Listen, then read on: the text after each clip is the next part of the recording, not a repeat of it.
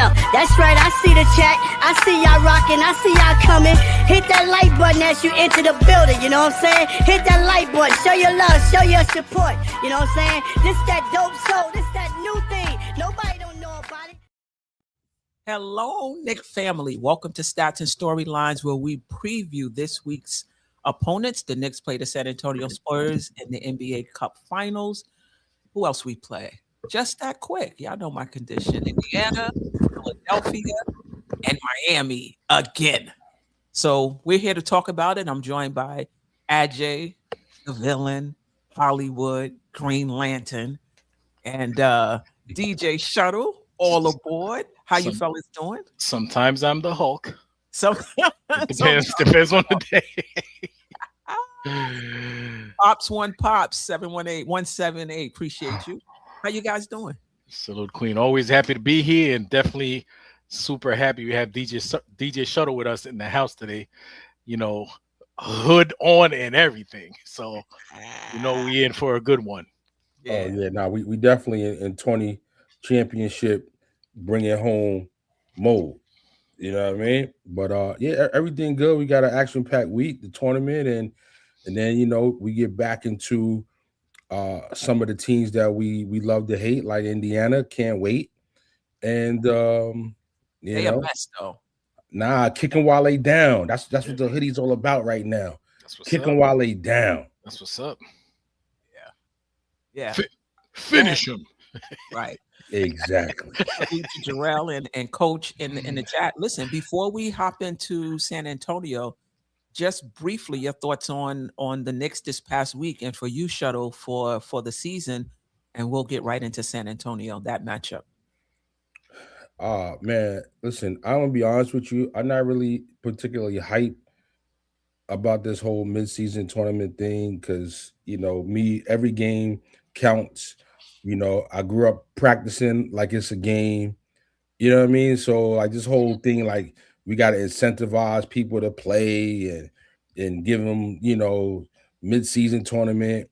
I'm kind of like 50-50 on that. However, it's here, and the fact that it is here and the players seem to be engaged in it and trying to win it, being what it is, I'm happy to see that, you know, the team is taking it serious. And you know, of course, this is not anything to go right home all about because we care about the championship a whole lot more.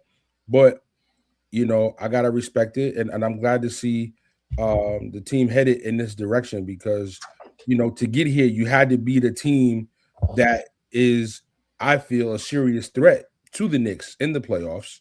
So by beating Orlando and getting here, that to me says more about this tournament really than the tournament itself. Yeah, facts. Ajay, anything to add?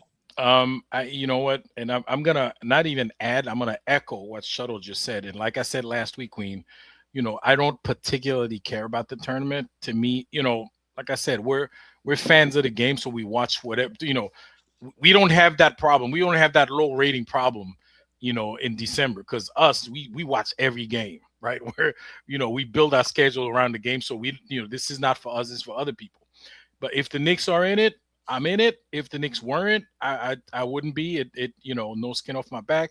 And the fact that they're in the final, in the cup final, I'm excited. Of course, I hope they win, and I want them to win every game they play. And you know, it's just gonna be another nod. You know, it's and I do expect them to play well, and I do expect it to be a very competitive game. And if they do win, I want to see a banner go up there just like every other team. Okay, nobody's gonna make fun of us, make us think that, oh yeah, I get a little cup banner. You know, the other teams put up a banner, so will we if we win. So, but you know, hopefully we get there tomorrow. The Knicks are in it, I'm in it. All right. Well, we'll save that question. I think that's an interesting question. I think the fan base is mixed on that. We'll definitely talk about it. But this is the Knicks. The Knicks are 16-7 on the season. Is that right, or is it 18-7 now? 18-7. 18-7. Yeah, this is old. This is old. Yeah. So I remember it though. The Knicks are 18-7 on the season. They're second in the Eastern Conference. They're actually 9-1 over their last 10. They've won their last 5. They're 13-1 at home and 4-6 on the road. Remember, the game that they beat Orlando and Las Vegas did not count as a home. Does not count as a home, an away win. Correct. I should say. McBride and Shaman, as far as I know, remain out. If anybody have heard anything different, please let me know. The Knicks right now are number 11 in defensive rating. We're playing some other than Indiana. I think we're playing some good teams. San Antonio is very good. Wemby is back. Indy is a hot mess. We'll talk about them. Philly is rounding into shape with Embiid back, Paul George back. Maxey has been out for the past 2 games, but I anticipate he'll be back by the time we play them. He's out with an illness, and then we play Miami again, number 5 in defensive rating. The Knicks are number 11. From what you've seen, Ajay, from what you've seen, DJ Shuttle, does this look like a number 11 defensive team? Do you have some concerns about that, or are they what the numbers say they are? Shuttle, you want to go? Before Shuttle go, one more thing, Queen. We have the longest current winning streak in the NBA. It's only 5. It's only 5 games, but that's, we rocking that right now. Go ahead, Shuttle. I don't if you want to go first. Sure. I mean, for just the eye test, looking at the team in isolation, it looks worse than 11. If I saw this and you asked me where do I think this team was rated on defense, I would say in the bottom 10. However, if you watch enough of other teams, you see how poor the other teams are. Also, keeping in mind, I'm looking at the schedule, especially the last 10 games. There's been a lot of cupcakes on the schedule, and it should be allowing the team to have a better defensive rating. To me, even better than it is. So I haven't really been very impressed with the defense at all. I think it's one of those cases where 11 being a respectable number is not fully indicating where the team needs to be better on defense. So, I'm taking that with a grain of salt. Okay. Ajay, and then I have one other question for you guys before we move on to San Antonio. Grain of salt, but I'll say very cautious, right? I'm optimistically cautious. And the reason why I say that is because I do see that the defense has improved from the beginning of the season, right? I don't know if it could be attributed to the teams that we play or, what our schedule is. I don't know, but bottom line is when you watch the game, you see there's a little more effort, especially on the part of the guys who are notorious poor defensive players. We're talking about Cat, Brunson, and even guys like Josh Hart, who he's not a great defensive player. He get caught ball watching all the time or not even paying attention to the play or maybe more focused on where the next rebound's going to be. But right now it looks like he's a little bit more focused on defense. If I'm not mistaken, I think Cat, the last game, got defensive player of the game or something like that. From the coaching staff, yes. From the coaching staff. So that was pretty good for a guy who, we complain about his defense. I watched the game. I see a few defensive oopsies on his part, like a misassignment or poor effort. A guy his size at least should have your hands up when somebody's coming at you or at least try to intimidate. I saw a few possessions where he was in the area and just didn't do anything. But Bottom line is at least there's a little bit more effort put into it. It's not, you can't expect it overnight to be 100% all of a sudden he's going to be a great defensive player, right? But at least you see a little bit of improvement. So, I'm a little cautious and I hope it keeps improving. So right now it's moving in the right direction. Hopefully it keeps moving in that direction. All right. Let's add Jay Boogie and ask him the question before we move on to San Antonio. Boogie, how are you? I'm blessed, fam. Hope you all happy holidays, blessings, health, happiness to everybody. I'm good, fam. Shout out to the chat. Hold on, Jay Boogie. I'm turning on ESPN, right? One day I'm in the car. I don't listen to the music and the radio that much, but I turn on ESPN. I can't tell you whose show it is, but they got Jay Boogie on a sound bite. I'm like, hold on, that's Jay Boogie right there. Yeah. Yeah. Yeah. What show is that they got that sound bite with you on there, bro? I'd be honest with you, I don't even know. Oh man, I wish I would have caught that. But anyway, salute to you. Long time. Yeah, man. What up, Shuttle? How you feeling, my king? Oh man, everything blessed, man. We in this 20, you know what I mean? You know, old school guys like me and you, we don't really care too much about this 20, but we here, so let's take it while we here, right? Right. Don't be here just visiting. Now we here. We got a lot of things going on in Vegas. Facts. We're about to get into the matchup against San Antonio, but we were just talking about the Knicks a little bit before we did that, Boogie. They're ranked 11th in defensive rating, and I was just asking everybody if, to the eye test, from what you see, does that match up with what you see? Do you think we still, need a little work? What's your thoughts on the Knicks defense? The defense is going to have to get better. It's going to have to get better. You know, getting buckets, scoring. Sometimes it's not about trying to outscore the other team. Sometimes it's going to have to be about making sure I stop the other team. And I'm not talking about in key moments. I'm talking about like on runs of the game defense. You know, getting multiple stops. It's like almost like, the defense we got a couple of defensive guys that know how to play decent, even when they was with our coach from last year. But it's kind of like some of our defense don't went out the window. Guys don't kind of like shied away from defense or whatever. But the defense is going to have to get better. We're going to have to be able to, defend a whole lot better, protect a whole lot better. You know what I'm saying? And rebound a whole lot better if we want to move forward. Offense is straight. We can score with the best of them if there's nobody next to us. But defense is going to have to get better. How much of a believer are you in the net rating? And by that, I mean that if your offense is really good, your defense obviously can't be in the bottom 10, but it doesn't have to be as good as if,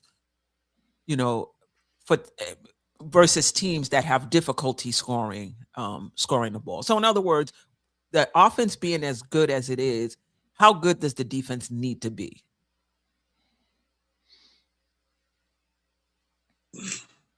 On a scale of 1 to 10, I'll at least like to see us at a solid 8. Oh, okay. Okay. If that, says anything, we're going to have to be at least a solid 8 to me. That's on a scale of 1 to 10. The ratings and all that, that's not my thing. But I can say on a scale of 1 to 10, we're going to have to be nothing less than an 8, and the 8's going to have to be solid.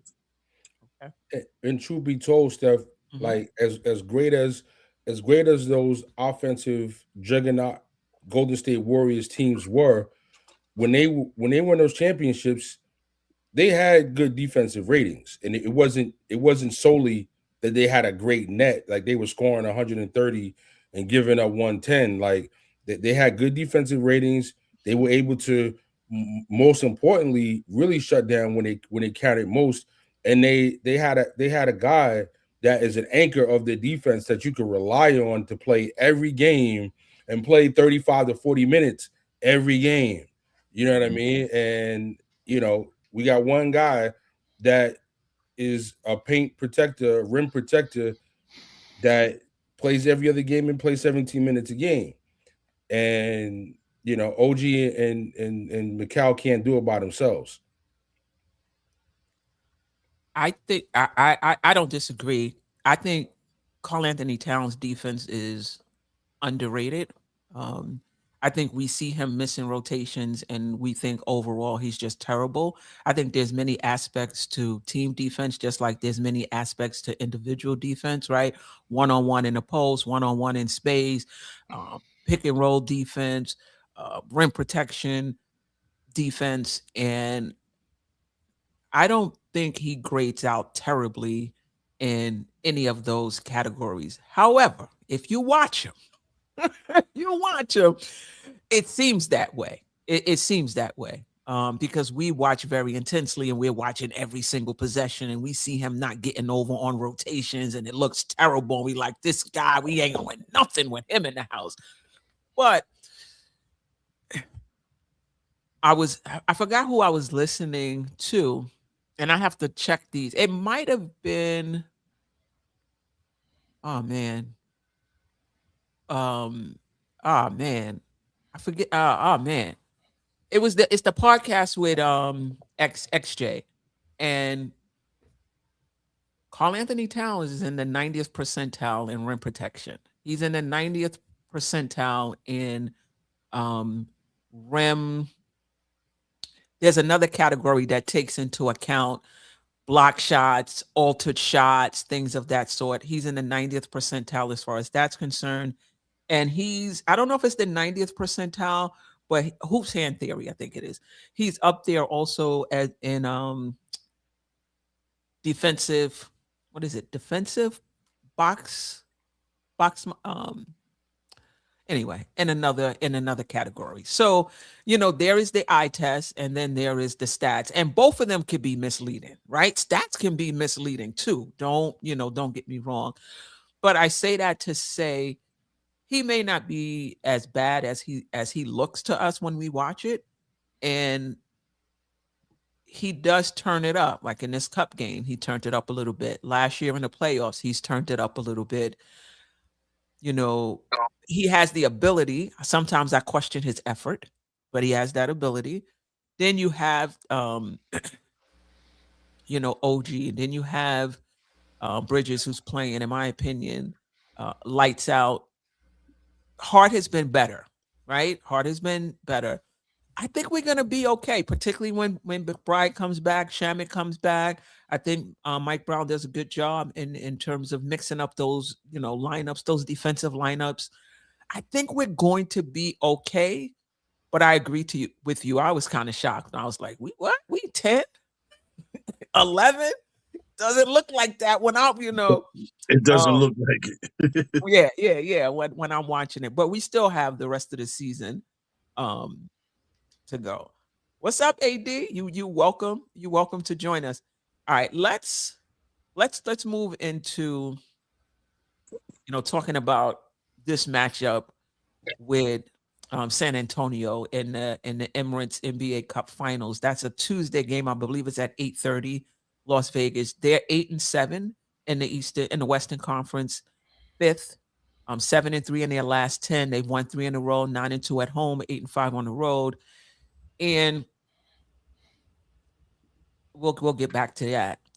This would be Wembenyama's second game back. I believe he's missed 12 games, if I'm not mistaken, and they went 9-3 in those games. So they did really well without him. Obviously, they'll do better with him. Just that OKC game, I think he scored 15 or 22 points in that in that fourth quarter, and they're just a different team when he's there. They also have dynamic guards, right? Fox, Castle, Vassell, the rookie Harper. And OKC, that game was their first game as a full team, right? Prior to that, somebody had been out. Overall thoughts, overall thoughts on the matchup. Shuttle, we'll start with you, then Boogie, and then Ajay. Just preliminary thoughts. Yeah, I mean, super salute to Wemby. 22 points, 21 minutes, 9 boards, 2 blocks. I mean, it's clearly a difference when he's out there. He is the real unicorn. And I was a little surprised to see the Knicks 2.5-point favorites. A little bit surprised to see that. I thought the Spurs would have been the favorite here, but I'll take it. I think this will be a really close matchup. Hopefully Cat can pull Wemby away from the rim. You got to defend him. I don't think that they have the type of wings to match up against Cat like other teams sometimes do. And I think it's going to be a great matchup. I'm looking forward to a very intense playoff atmosphere. You know what I mean? So I'm anxious to see how the Knicks come out in this one. I know one thing: Brunson's going to come out to play. That I do know. He's going to come out to play, and it's going to be interesting to see how the team decides to defend Wemby too. Just like what's gonna happen with him on defense, what's gonna happen when we match up against him. You know, Mike Brown might do something unorthodox. He might put OG on him. Who knows? You know, Wemby's not a prototypical post up. Correct. You know, big man. He plays a lot on the wing and outside, initiates the offense and all that stuff. So, you know, you could literally put OG on him and see how that goes. So it should be a great game. Preliminary thoughts before we get into some. I have some other questions for you guys on it. Boogie, preliminary thoughts on the matchup? 212,000 is not enough for the guys. Need a little bit more than that. And this game tomorrow night can give us all that. You know, we need to start leaning towards championship is a big giant name amongst the New York Knicks, amongst the New York City community, period. And this is our first time being able to win something in the Brunson era. I mean, win something now. We haven't won the division. We haven't won the conference. You know what I'm saying? None of that. But to make it here inside this cup for a championship game, I want it. Be honest with you.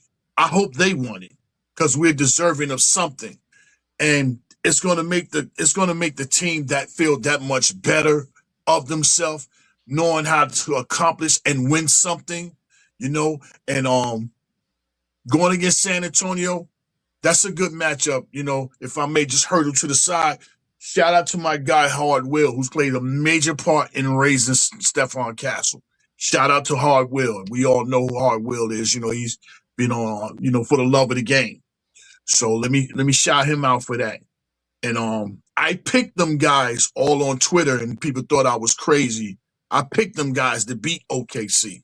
Because anytime you have multiple athletic ball handlers that can get from point A to point B to point C with that rock in their hand to the basket, middies, trays, pushing up a fast break, nobody has to wait. The point guard don't have to go get the ball. Whoever rebound, these guys can just take off with it. So they're a very difficult matchup, and I knew they was a difficult matchup for Oklahoma because they didn't allow them to switch and trap like they normally could because they had too many ball handlers. But I look for us, expect us to win this game. We're highlighting this Cup series. You can tell by the commercial. You got Towns. He's the number one guy of the commercial. He says, there go the trophy. He jumps out the window. You know, some might think that was Will Smith acting in his role play because they look like one another. But that was really Anthony Towns jumping out that window to go get that cup. You can't be in that commercial feeling like that and not performing. So game one, he performed. I love the way he performed against Orlando. He did his thing. I need that to carry over. You got a bigger giraffe in front of you. But I really look for us to win this game and start feeling better about winning something. And that's going to help the team. It's going to give guys more confidence. It's going to give guys know that, yeah, we can accomplish things as a team. And I look for Brunson to do his thing. I think the last time he saw San Antonio, it was a 60-piece. Even though we took an L, you know, it was a 60-piece. So their team pretty much has not changed, but our team has changed. So, you know, I'm looking for us to win this tournament, you know, as far as bringing this cup back to New York City. And New York is in the building. You see Nas is still in the building. The orange blue, people don't travel. I feel very comfortable like we at home. AJ, what do you think we need to do to win the game? But before you get into that, let me just briefly just take a look at San Antonio, 8-7. We talked about this. Their record, they're 8-7. They're 9-2 at home, 8-5 away. They're 7 in offensive rating, 14 in defensive rating, 8 in net rating, 8 in rebounding percentage, and 11 in offensive rebounding percentage. So they rebound a really good percentage of their misses, just like the Knicks. 6 in defensive rebounding percentage. So they're a really good defensive rebounding team as well. And I should say the offensive and defensive rating have been without Wemby, with Wemby missing 12 games. Right. And so it could have been better. But this is just an overview of them. Ajay, back to you. What do you think the Knicks have to do to win? Pretty much do what we've been doing better the past few games, right? So, and what's that we've been doing? Stay active on defense and push the pace a little bit. I don't know if you know, it's the problem with the Knicks, right? So we played Orlando, and we know Orlando's notorious for pushing the ball, right? So we matched their speed, and we're able to beat them. If we continue with that same speed, we'll have a better chance against San Antonio, right? San Antonio, I don't even have to look at the stats. I know they're not a super fast team simply because they have Wembenyama, who's not super fast, you know, But in the go ahead. lineup. Okay, so if we continue to do that, listen, matchup wise, it's not a favorable matchup for us, but then we can also cause some problems, some matchup problems for them, right? You listen, Victor Wembanyama, he's a matchup problem for anybody in the league right now. All right, so and we're no different. Okay, just like Jalen Brunson is a matchup problem for most guards in the league right now. So it's both coaches have to put the right strategy, the right game plan, and if we, you know, of course you need a little bit of luck for your shots to start falling and for your, for the refs to not call every little ticky foul, especially this is a final. So hopefully they let the boys play. You know, that's the thing with San Antonio. If you play them tough, you have a good chance, right? Are they going to allow us to play tough, which we're not known for, but we can, you know? We tough doesn't mean dirty, right? It means just tough defense, like relentless, like OG Anunoby, Mikal Bridges, like sticking on somebody. If we do those things, that I think we'll have it. We have a very good chance of beating them. I don't think we talked about that last week. San Antonio's not an unbeatable team. Yeah, matchup is an issue, but it's the NBA, man. They're talented, and so is the Knicks. So, like I said, if we play the defense we've been trying to play lately, and of course we've been tremendous, we've been playing tremendous offense, I think we have a very, very good chance of winning that cup. Any concerns, DJ Shuttle? I'll go to you after this. With this, they have good guards, right? Fox can get into key. Castle can get in the key. They have Vassell, who's a good shooter. They have the rookie Harper. Harper. And they like to get in the paint to either finish or draw and kick. And Barnes and Champagne, however his name is, those are the two really good 3-point shooters for them, right? So when they do get in the lane, if they're not finishing, they're looking for them. We are without two of our really good perimeter defenders in Miles McBride. Shaman is out. We got Brunson, we got Kolick, we have Clarkson. These guys are good in their own right, don't get me wrong, in terms of doing what they do, but they're not really good at that perimeter point of attack defense, keeping guys out the lane. Do you think that's a big part of how big of an issue do you think that's going to be? And what do you think Mike Brown will do to shore that up? Do you see him putting like bigger guys on them? Like, I don't know about OG on those small guards. Bridges, I mean, I think he can do it, but he's better playing wings. Just your thoughts on that. Yeah, this is my concern when Deuce is out. This is my concern when Shaman is out. I mean, Shaman, even if you don't think he's the greatest defender, he at least plays very aggressive. You know what I mean? And to the point of aggression that was just made, like, you got to come out playing aggressive. The more aggressive you come from the tip off, the more the referees are going to understand. It's going to desensitize them a little bit to some of the fouls that are being called. Well, I'm a firm believer in that anyway. That's how I play. That's how I coached. So, I think it's definitely a valid concern. And this is why, again, I'm surprised that the ranking is as high as 11th, because to me, the defense doesn't really look that great. And I think that the number is high as it is because of some of the cupcake games that the team has played, wins against teams that won't be in the playoffs. And I mean, you can only play who's on the schedule. I get it, but I don't have any false impression of what the defense is. I think the defense still is in need of improvement, and against the Spurs specifically, not having Deuce will surely be missed. This will be a game for all the minutes police that if you want to win the game, you're not going to be able to be playing the bench a whole lot of minutes. You're going to have your best players out there playing the majority of the minutes. And when you want to win games, that's the way it goes, whether it's the coach we used to have or the coach we have now. What's interesting for me, though, is that we know, even though it's been a few years, Brown is from that Spurs family tree. And, maybe he has some sense of the nuances of, of what they like to do and tendencies, whatever. And hopefully he got a little cheat code. Boogie, what do you think the Knicks have to do to win? And if you want to, you can comment on their guards and how the Knicks' hands are going to be full trying to keep them out the paint. Oh, our hands is going to be full with those guards. They got a lineup whereas they got a lineup whereas they can put Wemby on the floor with Vessel, Harper, Fox, and Cashew. Yeah. They got a lineup like that, you know what I'm saying? And they can rotate Vessel with Johnson.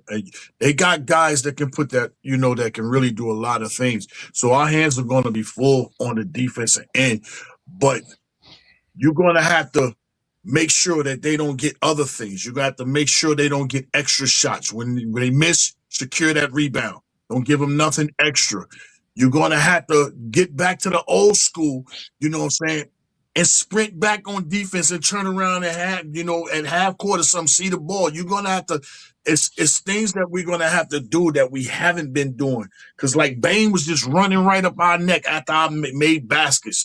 Yep. We can't allow these guys to be doing that because they don't run up one side of the floor. They run up in all three phases, both sides and straight up the middle. They got ball handlers that can go either way or can just take off. So we're going to have to narrow it down to, the least amount of mistakes, that can be played to win this game and take advantage. And at the same time, turn back and put it back on them too. Make them backpedal a little bit. You know what I'm saying? Let them know we're a high-scoring team. Y'all going to have to play some D. And I like to use more, too much. I like to use more of what a team's going to do against us more than, what we have to do towards the team. You got to play us. You're going to have to, ball out and go against us. You know what I'm saying? So we got to make sure we secure that rock. When we secure that rock, make sure we play our game. And just because Wemby's down there, attack that basket. You know what I'm saying? Because our motion offense, it allows other guys that can slash and get to the rack, and OG and Bridges and Josh. These guys can get to the basket, and our offense is set. And at times, Wemby, you're gonna have to help out. And when he peaked to go help out, I mean, we got guys we can kick it to in towns that can shoot the rock, but don't settle them all. Don't settle. Put the pressure on them guys and let them know we're here. Yeah. Yeah. I mean, they score 58% of their points from the 2-point area. And I'm not particularly sure how much of it is in the paint, but a good amount of percentage of their points come from in the paint with Wemby and those guards who are not great 3-point shooters, right? So they want to get in the paint to score. Now, the Knicks are number 6 in limiting points in the paint. Let's see how that plays out tomorrow night. The Knicks are number 5 in 3-point attempts. They're number 7 in 3-point attempts, number 5 in 3-point efficiency. They shoot the 3 really well. And San Antonio is not very good, at least up to this point, in opponent 3-point efficiency, right? They're 26 or 25th. Like, teams are shooting a good percentage of threes against them, which is right in our wheelhouse. That's what we want to do. We take 45% of our shots from 3 and we shoot them well. Hopefully they're falling tomorrow, because if everything is true to form, we should get some good 3-point looks. And to your point, I think it was Boogie, they're number 10 in fast break points. So it's important that the Knicks are good in transition in terms of getting back. They're not a great 3-point, shooting team, but, they can shoot it. That's really what you want to do. Pack it in, limit them paint points, limit those transition points. And if you're going to beat us by hitting threes, then you're going to beat us by hitting threes. But you're not going to get a lot of fast break points, not going to get a lot of points in the paint. Easier said than done with those cats, those guys who can get in the paint, and we don't really have, good perimeter defenders at this time. Boogie, you wanted to say So something? quick question. No, my fault. Go ahead, Sheldon. You raise your hand first. Go ahead. You had mentioned something about the lack of paint success that teams are having against the Knicks. I was just gonna say that's good. At least you're doing something right because your 3-point percentage defense is terrible. So I'm gonna put it up here. yeah. So if if your 3-point percentage is that bad, and considering you're playing, for me, I don't know if you have this and I looked at this a few days ago too, is the Knicks opposition strength of schedule or the strength ratings of the teams. I didn't look at that. That's a good point. Mm-hmm. Yeah, and I mean, like, you beat Brooklyn, you beat Chicago, you beat the Cavs. I mean, like, you got a lot of wins against teams that are not going to be in the playoffs. And again, you only can play the schedule you're going to play. But when I see certain things like, certain percentages and if they look high, I kind of, again, I take it with a grain of salt because, you're going to hit a point in the schedule where you're going to be playing the top echelon teams back to back to back to back. And then we got to have a conversation at that point.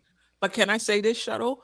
I think that's the same for all teams. Like the teams that are like top 10 in defensive rating, top 8, you would really have to look through their schedule too to see like, what's the strength of schedule, what teams have they played as well. And I'll also say the Knicks do have some good wins on the their schedule as well. That's true. But this is why I don't personally, I don't use stats to get too hype or too down one way or the other. I mean, I'm old school. Like, I know the game and I need to watch the game. I need to see who they're playing and how they're playing against those teams. That tells me more than, what the season stats, reflect for me personally. No, I agree with that. But there have been games against good teams where I thought the Knicks defense had, played much better. And and again, it's different facets of the team because I fall into this myself. Like, I'll watch a game and I'm focused on the pick and roll defense. And I'm like, how the hell are we gonna win a championship? Look. But then when you look at this, that there are other facets to defense. True. So, but anyway, to your point, I just wanted to point out, Boogie, we're number 16 in opponent 3-point percentage, but San Antonio was number 25. They might be 6 tomorrow. Like, this is cumulative. This is telling you on the season, anybody can turn it up.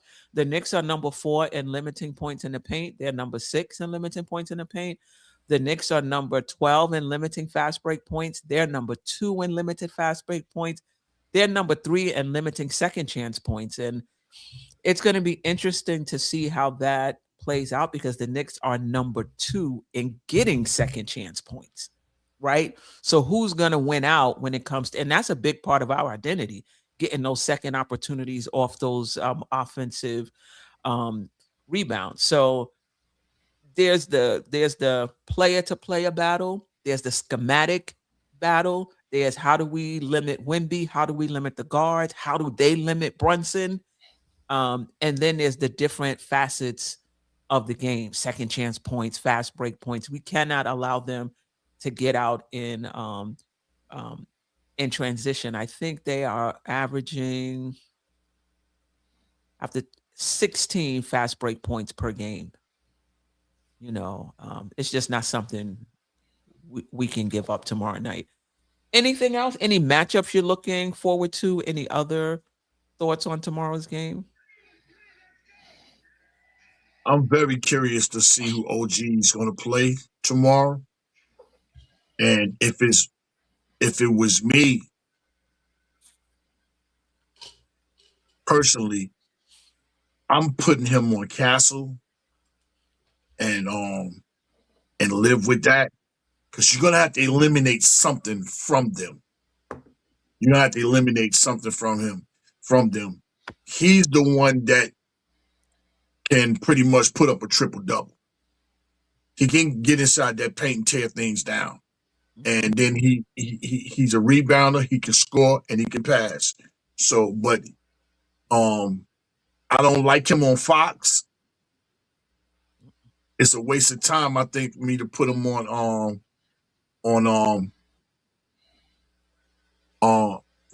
don't like him on Vessel. I don't like him on Vessel neither. But that's the matchup that I'm really like looking at. And I'm really curious. I want to see Colette continue to play great. Not great, but good. I think it's turnaround. Now, let me just stay right there. That's the matchup I'm looking at. I get to Colette later on. No, go ahead. I just wanted to just give some context. Go ahead, dude. Yeah. Continue. Yeah. I really like what's happening with Colette right now. And I believe his turnaround was that game we had, I think was last week, when we had the game pretty much wrapped up and Brown took the starters out. The same night when Josh had to immediately pass his baby to Mitch and get back in the game. I believe during that time, because he was in there, and you know, as a point guard, you always feel like the game is mine. We lose, it's because of me. We win, you know what I'm saying? I'm doing my job, you know. And the point guard, when he see things slip out of the way, it's normally the point guard's fault, how he feel. And I think he took into his mind frame that I blew a major opportunity. And ever since that then, he's been playing better basketball. And I appreciate Mike not giving up on him right then and there. He's been putting him right back out there for his learning stages and everything. And I like the way he played, especially the last game. He's been playing good basketball. So, but my matchup, I want to see, I'm really curious on who OG is going to play. And then I'm really curious to make sure OG can go turn around on the offense and put that type of work on the same person he's checking. Not too many nights he has a matchup where he takes completely off on the offensive end because his assignment is really, really like that on the defensive end. But tomorrow, OG's supposed to be able to play on both sides of the floor. So I'm looking at him. Listen, I don't have Wembenyama up here because he didn't start the last game, and there's indications that he might not start this game. Oh, he's going to start tomorrow. He's going to start tomorrow. He's going to start tomorrow? Okay. Yeah, you can bet the house on FanDuel on that. Okay. I ain't refunding the money back. Okay. All right. So yeah, I would think he would start, but I heard rumblings that, you know, he might not. Who knows? Who knows? This is who started their last game. Listen, Wembenyama is not a center. I wouldn't play him with Cat. I would play him with OG. Now, what you're gonna do with Cat, that's a whole other story. But I feel like you have to play him with guards. OKC played him with Caruso. I think you have to play him. He's going to shoot over the top no matter what. He's not somebody that's going to post you up. He's trying to take you, off the dribble, and pull up. And I think that's a difficult cover for a big. We'll see what Mike Brown elects to do. I'm wondering if he'll play a little zone tomorrow, with the guards. They're not, particularly good 3-point. They're not terrible 3-point shooting team. I think they are 17th in attempts and 11th in 3-point percentage. So they still top half 3-point percentage, but that may help you keep them out of the paint. It'll be interesting to see what they do. Any other matchups you're looking for, or any thoughts on how you would play this team or Wembenyama defensively, or the guards? You're muted, Shuttle. I'm hoping it's OG against Wemby. And to your question / point, if Wemby does start, then I don't think it's the worst if he has to go up against Harrison Barnes. I mean, Harrison is, kind of a rebounder in the corner guy. He's not really doing a whole lot off the dribble, getting to the hoop where Carl's slow foot defense is gonna be exposed too bad. And if Luke Cornett starts, I mean, then it's pretty much straight up the way you have it. They did say they are mulling to bring Wemby off the bench, but I wouldn't be shocked if he came out. Either would I. And started. You got to kind of build the hype and the storyline and have him come out and get everybody excited. Oh boy, he's starting. So, but I think everything else is as is, and Brunson's going to give up some buckets to Fox. He's going to give Fox a bunch of buckets. I think Bridges is a great matchup on Castle to minimize his ability to get into the paint. And Vassell's is he's a little bit of mix of everything. So I mean, I think the way you got it is how it should line up. And I mean, I'm just excited, man. Like Boogie said, it's not only what we can do to stop them, what are they going to do to stop us? Cat should get buckets regardless of who's on them. Bridges should be able to score on Castle and get out there. Same thing with Brunson. I don't see Fox stopping Brunson at all. And I think I'm excited, man. I got my popcorn ready. Any concerns, though, that they can throw multiple defenders at Brunson, though, right? It's not going to just be, Fox. Right? They can throw multiple defenders at Castle will probably stick Brunson, actually. Exactly. That's exactly what I was going to say. That's going to be his assignment. He's their best defensive player on the team, point blank. So he's going to try to check him full court and everything. So when you pass the ball ahead to the other guys, go do damage. And Brunson, get that young boy in foul trouble. Do what you do. Mm-hmm. Get him early. Get him with that. Get him with a couple of those. How important is it for Brunson, though? You know what I'm saying, Jay Boogie? I feel you, dog. Ajay, how important is it for Brunson, though, to get everybody involved initially, or do you feel he needs to come out like he did? I think, was it the Orlando game or the game before Orlando, where he just came out and set the tone from the beginning? How would you like to see him play it? Queen, he absolutely has to come out and set the tone, right? Having said that, the guys just now was talking about, oh, actually, you just asked, are they going to be throwing multiple defenders at him? And if they do that, that's part of setting the tone also, is getting other people involved. Because if they throw in multiple guys at you, not just multiple, but different, like giving you different looks, right? And you get other people involved. It depends on what the game calls for, what the strategy is, right? If to start the game, you get double teamed, obviously somebody's going to be open, all right? And God forbid their shot is dropping, quick, they'll go away from that strategy, right? And if it's single coverage and you're torching, you killing somebody in the paint from three, you crossing somebody, they're gonna try different stuff to slow down Jalen Brunson. That's what every team does, right? They try to stop Brunson, and they feel, listen, this season more than last season, I feel like we've been able to we've been successful when they actually throw different looks at Brunson. So when they slow him down, we've had other guys who take it upon themselves to do other stuff, right? We've seen some games where Mikal Bridges go off, where he brings up the ball half the time. Or especially now that we have Josh Hart in the starting lineup, he too can bring up the ball.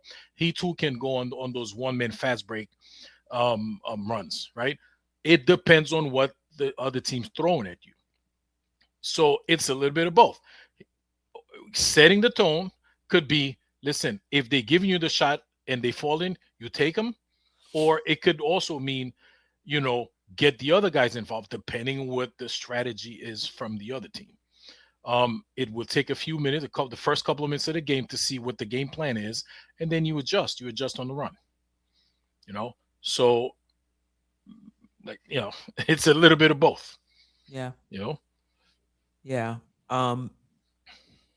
Anything else on this matchup? Anything you're Well, concerned about? Anything you're looking at schematically? I, I'm Uh, Go ahead. I'm concerned about if De'Aaron Fox is having one of those De'Aaron Fox games. What are we gonna do? I mean that's gonna be, he's a guy that's given us problem in the past. He's had some trash games against us, no doubt, but he's also had some good games historically against us, right? If he's one of those games, like, what do we do? You know, I mean, you look at the matchups, like who, because you remember you haven't matched up with Brunson. We know Brunson. No. I just listed who the starters were the last game, Well, and then who the starter. I don't think those are who going to be playing each other. I just put, that's who started right. the last game for each team. I think there'll be cross matches as far as who's guarding who. Well, yeah, I mean, usually when the possessions start with one match, all they have to do is set one pick, and then everything is shuffled, right? Shout out to DJ Shuttle. With so, but it happens that way in the game. So if De'Aaron Fox, if he's having a good game, I think we'll be in trouble. Well, listen, there's things that Mike Brown could do schematically to help slow him down, but it's about his process. Well, right? If you double team him and he's really quick at getting the ball out his hands, and whoever he throws it to is pretty quick at. Now we're in rotation. It could be hard, but hopefully Mike Brown won't just sit here and just allow him to just cook all game without making some sort of either lineup adjustment or schematic adjustment. Yeah, hopefully. And I mean, more likely than not, you're going to be able to rely on Jalen Brunson to have a good game. You just need the other guys to fill in. Somebody in the chat mentioned Cat's going to be pivotal to this game, and he is. If he's aggressive, if his 3-pointer is falling, that 3-pointer is very important tomorrow. If he's if that's falling tomorrow, we're going to be in a good place, a very, very good place. But not just that. I mean, they don't have a lot of length and height on that team, right? Other than Wemby, I'm not, he Barnes, makes up for a lot of that, though. How do you pronounce his name? Champagne, yeah. Yeah, Champagne. They don't have a lot of height on that team, So when I'm thinking about Brunson playing well, I'm not even thinking about his counting stats. I'm just thinking of how is he reading the game? How is he playing off of what they're trying to do for him? We know he can get his points, right? But that may be their strategy. Let him go ham. Let him go ham, get his points, lock everybody else down. I need Brunson to be a maestro tomorrow. I need him to, score his points, draw, kick, get everybody involved. If the offense seems to be slowing down and you need to, go for yours to kind of get us back in gear, do that. I just need him to be really reading the game tomorrow, really tuned into what they're trying to do, what they're trying to take away, and what's available on any given play to take advantage of it. So I'll be locked into his process as well. I'll be locked into Mike Brown schematically as well, and I'll be locked into Cat. I feel like Cat is making things harder than it needs to be when he's, these guys he might be able to overpower because, like I said, I don't see a lot of height and strength, on this team. Obviously, if Wemby is on him, there's length, but are we even going to feature Cat? Like, there's some games when he's almost like an afterthought. I don't think tomorrow's game should be like that. I do think he needs to be featured. So we'll see how it goes. Anybody else want any thoughts on this game before I get to the chat? I'd like to see Bridges come out early to your point about Brunson, because if you're making a concentrated effort to, let's just call it, stop him, slow him down, right? There were some games early in the season where Brunson was playing quite a bit off the ball. He was able to get some easy baskets, get some catch and shoots, I think that's that is one of the things. While there are a lot of things that are quite similar from last year's team to this year's team, that is one thing that I have seen, which is the passing increase. There's a lot of passes and movement with the team, and Brunson and the ISO ball has been reduced until last couple of games. So I like to see Bridges, get to the hoop early, get his midi going early, and yo, Bridges, you come out assertive that you are going to start the game as the guy, and then we let Brunson score when he needs to and close the game if it's close. But that's what I'd like to see. Okay. Anything else before we get to the chat? Everybody gonna get their numbers, whether Brunson starts out like that or he doesn't. But I think the squad is more comfortable when he come out there and set that physical tone. I'm here to crush you. I think they really like and feed off that. You know what I'm saying? And when last game, the whole starting five was in double figures, I believe. They got issues and problems, but I think Fox is going to match up with Bridges because Bridges is going to he needs to check him anyway. You know what I mean? And he don't play no D at all. So Shuttle said it right. I like Bridges. You got to make your presence felt tomorrow. You know what I'm saying? This is one of the games where you're going to get an opportunity. Take advantage of your opportunity, and don't just settle for it when it comes to you. Look to not do anything with it. Make them pay. Is what you need to do. Make them pay. Yeah, man, let's go, man. Let's go. It's gonna be a good one. Just differences in styles, different matchups, different. Oh man, it's just so much to take a look at. All right, let's get to the chat really quick before we move on to Indiana. Sharice Duncan. What's up, chat?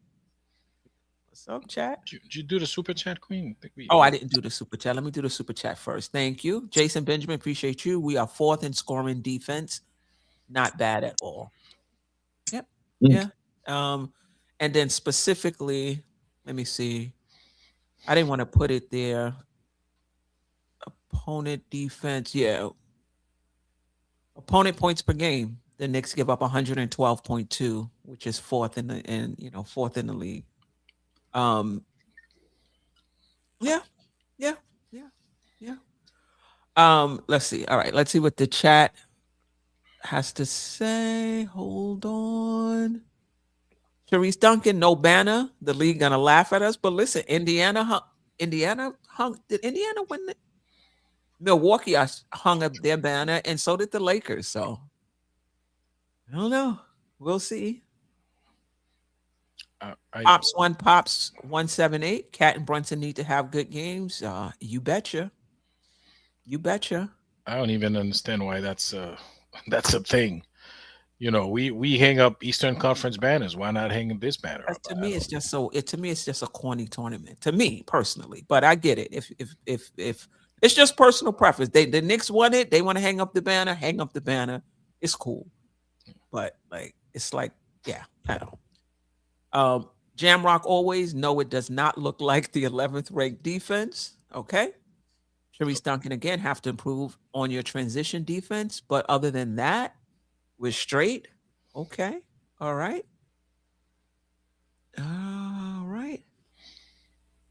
D Grant 63. This is a bad matchup for the Knicks cause of Wemby. I mean, listen, I to me, if you're gonna guard him, I'm guarding him with OG. Right? He's a guard. You need somebody out there that can guard him, on the perimeter. If he's gonna shoot over the top, he's gonna shoot over the top over anybody. So I'm interested in that matchup. But listen, he's not the only one on the team. We got to keep those guards out the lane, and they gotta, to Boogie's point, they gotta deal with us too. They gotta deal with our 3-point shooting. They got to deal with our second chance, opportunities. They have to deal with the fact that we have 5 players in that starting lineup that can score. Not only can score, that can pass, shoot, and dribble. Like all 5 of them, can do that. Now, Josh Hart, will his 3-point shooting hold up? It's been really good this season. Will it hold up? Remains to be seen. Will they respect it? Because sometimes they may still say, all right, I mean, we'll give him, whatever he's going to take. I'm not running all the way out, and guarding him and creating this space in the middle.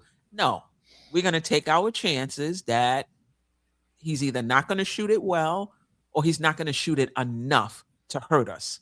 And we're going to have a guy just hang back and be able to help. Right. So we'll see how they play Josh Hart, and we'll see how Josh Hart make them pay, and not just in hitting your shots. Josh Hart can get in the key and get in the lane. He's a secondary ball handler. He's a secondary playmaker. To me, it's more than him just shooting the threes, rebounding, getting a second chance points, getting in the key, creating easy looks for others. It's going to be interesting to see how they play him, and it's going to be interesting to see how he responds as well. I want to see him. One thing that I haven't really been seeing him do as much this season. I'm missing him rebounding, the defensive rebounding, taking off, pushing the rock. I'm missing that. I need some of that tomorrow. Boom! I'm pushing this down. I'm pushing it down on down your back tonight. I need them to be on their heels going backwards. I need pressure to be going on them.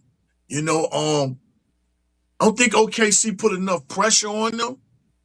And I don't know, maybe they got shocked by how they play. Who knows? You get your chance Christmas Day or whatever against them. But I'm ready to see. I think tomorrow's is a Josh Hart game too. I think Josh is going to be any and everywhere. He has to be, because we got to be better than them. Loose balls, pause, for those that do that. But we have to be able to get all those little things, those off the stat, stats. We need to win those possessions. Whatever it takes, charges, whatever it takes, I want to win those stats. That's not on the everyday stats. And everything else will take care of course. 50-50 balls, like all deflections, like all the hustle stats. Yeah. Give me some of them PJ Tucker stats. Yeah. With some of them type plays. I need stuff that won't show up in the stat sheet. Right. That's right. I know Coach going to do his thing. Right. Coach is going to do his thing. I love the way he's been coaching. He's been observing, very watching. Think he's just rocking them lenses he got on his face just to rock them? No, he's really watching and observing this game. And when the tip's off, he gives them, their rope. I'll let you go ahead. You figure it out. Then when you don't want to figure it out, I'll remind you. And then if I'm reminding you and it's not working, then I'll change it. He makes in-game adjustments. And I seen him do that against Orlando. Every time Orlando came, it was something else that, we did that, that allowed that to shut down. And I need that. I need everybody to be on their P's and Q's tomorrow. I don't care if it's Monica calling the game. Everybody need to be rocking tomorrow. Everybody need to have a say-so. Ain't that right, Pilot? Cool, Knicks. Good luck tomorrow. It's going to be a good one. Go Spurs. Listen. Cool, Knicks. Don't be coming up here with Knicks in your name talking about Go Spurs. Go. For real. Confused. What's up with that? He's confused. Dropping by. We got room for you over here, Nick. Cool, Knicks got room for you, Nick. Yeah, it should be a good one. Victor Wembenyama scored 60 points last time he played us without Mitch. Listen, the Knicks. Listen, everybody has to do their part. That's all I'll say. Everybody have to do their part. Like, this is not going to be just Mitch. This is not going to be just Cat. This is not going to be just OG. Everybody is going to have to come in and do their part against Wembenyama. I'm not going to sit here and say he scored 60 because Mitch didn't play. This guy's a freak of nature. You know what I mean? All right. I just, the more and more we talk about it, the more and more I'm reminding myself how much the Knicks have, no pun intended, the Knicks have the OGs in this matchup. You know, how the Knicks have the grown men and they have the young men.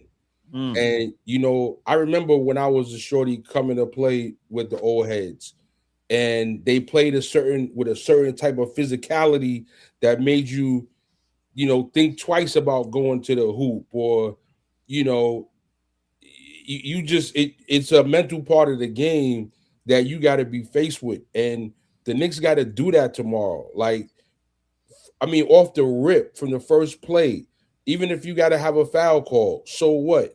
Like, play physical against these guys off the rip, go to the hoop, give them a little hoop in the arm with the shoulder, the elbow, whatever you got to do, because like, don't let this be a finesse game, because if you let it be too much of a finesse game, they gonna feel like they start getting in a defensive mode and they gonna get a groove and all that. You know what I mean? You know, we don't need guys like Castle and Harp and Champagne. We don't need these first, second, third year guys coming in like they blowing smoke. Like, they need to feel like the smoke is being blown on them. And I'm not, and we're not just talking about making shots. I'm talking about the physicality. Yeah. One thing I'll say about San Antonio, they're young. They want all the smoke. Like, they don't. They're a. You do you hear Wembenyama in press conferences? It's like He talk real slick. he's like He's talking real slick. he want the smoke. Like, they're very confident. I do want the Knicks to play physical. I'm just not sure how much that's gonna that's gonna impact them. But for sure, I want the Knicks to play physical. And the Knicks are an experienced team, so let's see if that if that helps them.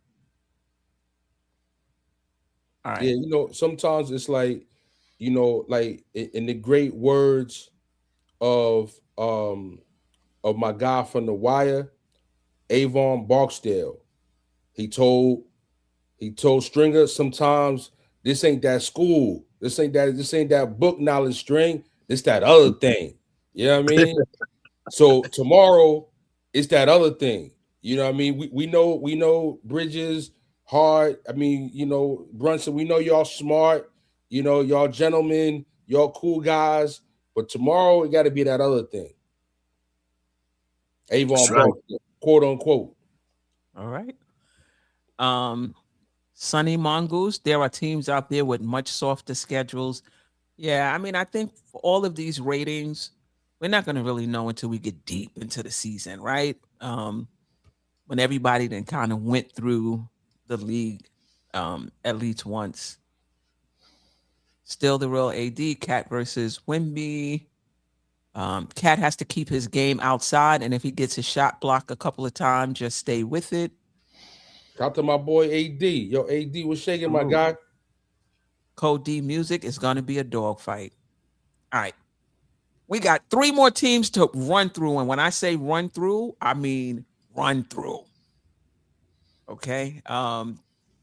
Because this is, obviously San Antonio is the biggest matchup, but we do have Indy, we do have Philly, we do have Miami this week as well. And, for those that don't know, the game against San Antonio won't count in the standings. It'll be the 83rd game, so to speak. So it won't be reflected in the standings. The Orlando game was, and the Orlando game was also reflected in the season series, right? Which is now 2-2. I think at one point I said the Knicks lost the season series 3-1, but that game does count. All right, let's get to it. Thursday, we play Indiana. They're 6-20, 14th in the East, 4-6 in their last 10. They've lost 2 in a row. They're 5-9 at home, 1-11 on the road. That game is Thursday, 7 p.m. in Indiana. This is who started for them the last game: Andrew Nembhard, Ethan Thompson, Benedict Mathurin, Pascal Siakam, and Jay Huff. He's the center for Memphis. He's in the starting lineup for them now, and he's been playing pretty good. the usual starting lineup for us, I would think. McBride and Shamet, I haven't heard anything about them coming back this week, so I anticipate that they will be out. As far as the storyline surrounding this team, there have been a staggering amount of injuries besides Halliburton. So let me just run through this. Just this team is the Knicks. I don't want to hear. I know they're due for a win, but it cannot be against the Knicks. No. So besides Halliburton, Benedict Mathurin has missed 11 games earlier this season. Nembhard missed 7 straight games before returning in November. Neesmith suffered a knee injury on November 13th, and he's been sidelined for 13 consecutive games and counting.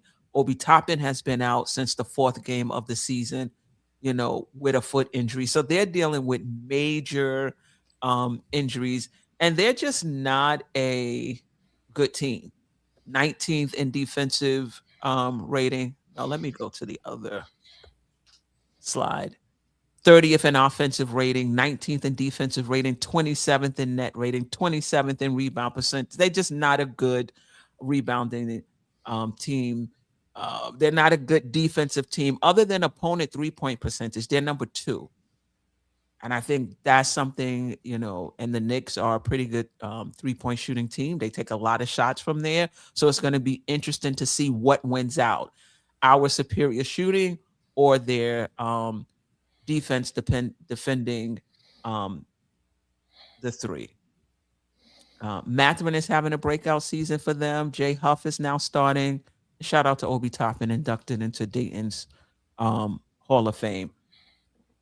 Quick thoughts on this game. Only thing I have to say is I don't want to hear anything, but win by 20 or win by 30. That's all I got to say. And they better not come here and get right against us. For some reason, we always let our guards down against those teams, those single-digit win teams. Tyler Kolek, this should be a game for you to do your numbers. Let Brunson get a break. Coming in and do your J Boogie. You hurt? Yeah, they're okay. I mean, go ahead, Boogie. Now, go ahead, Queen. I just wanted to say they started 1-14, and I think since then they've been 5-7. I want to say, but still not a great team. Go ahead, Boogie. We've been where they was at. We've been where they're at now 2 years ago when we had so many injuries at the wrong time. Just unfortunately, they're having it, during the regular season. But we're going to treat them just like they're anybody. And they come inside this building, they're going to get dealt with. And that's one of the things I do like and appreciate this year. Mike Brown, that's one of the things that he spoke upon when he first got here. This building right here, y'all need to protect this building. Y'all don't lost too many games in this building, on too many big time moments. Even old school player nights and getting eliminated on this floor. You need to protect this building. When they come into this building, y'all need to be ready to send them up out of here. And I love our record right now. That's one of the things we have done this season is the record in our building. It speaks for itself.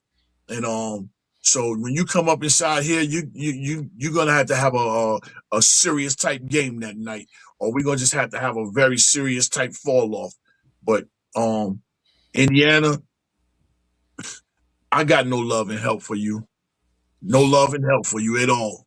You know what I'm saying? We're in a different phase of what's happening in the league. Right now, we're trying to win the cup. That's on our mind right now. Then we'll deal with you and push you back further down where you're at now. That's what we want to do. Keep your foot down on their neck when they get injured. Don't let up off them. So what? So be it. So be it. Y'all know the song. Anything else? Ajay? No. I said they I'm not trying to hear they better not come over here and all of a sudden have like you said, they do for a win. It better not be against us. Yeah, for sure. All right. Quick work at Indiana on this show, just like the Knicks gonna do quick work at Indiana on Thursday night. All right, back to back.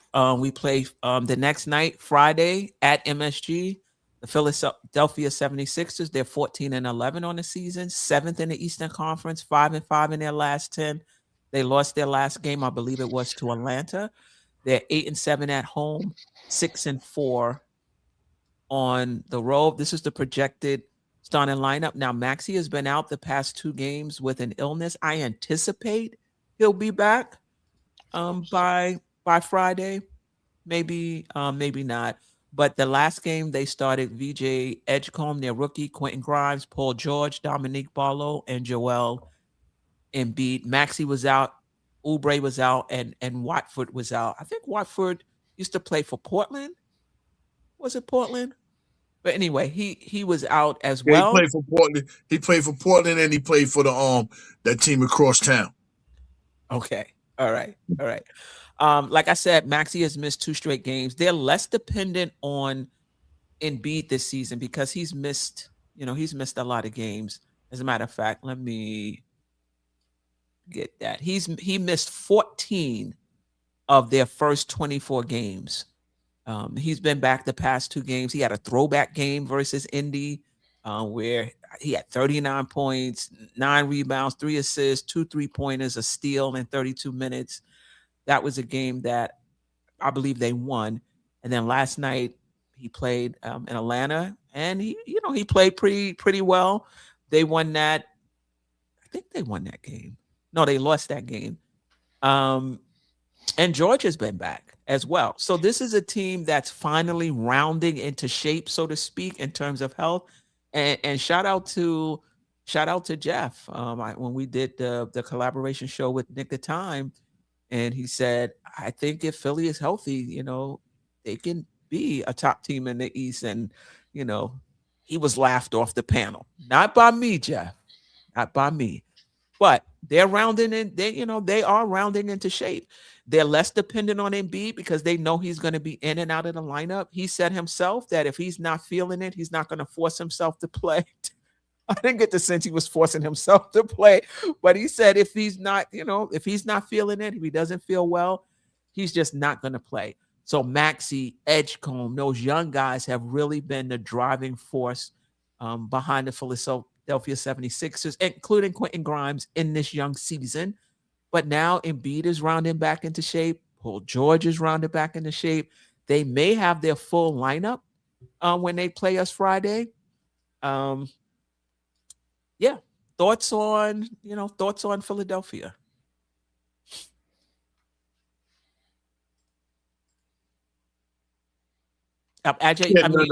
Shuttle, your mic is. Yeah, thank you. I try to keep the mic off when I'm not talking.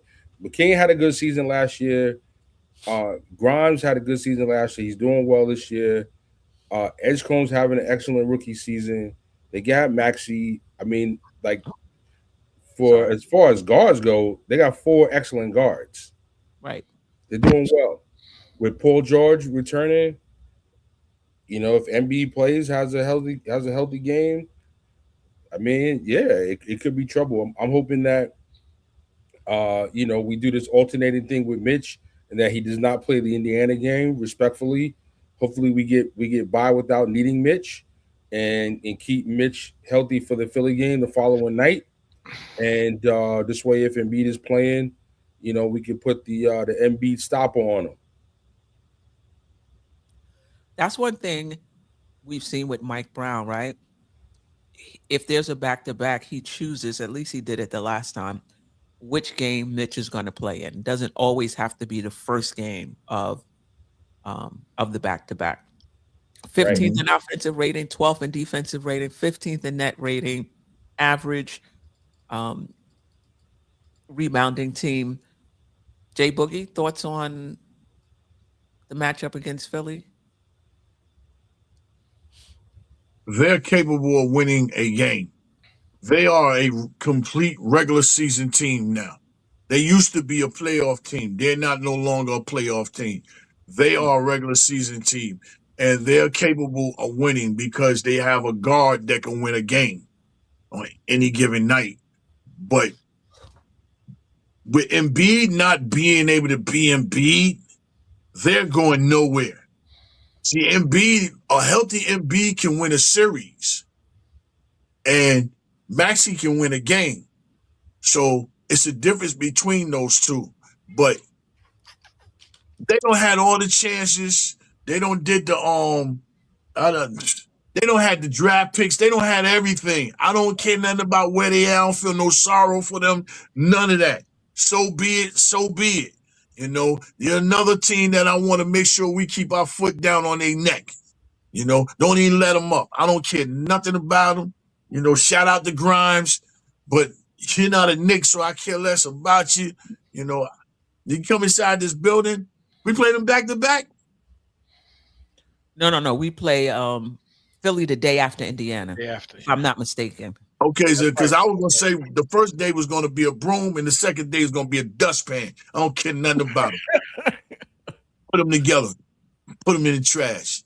I will say this.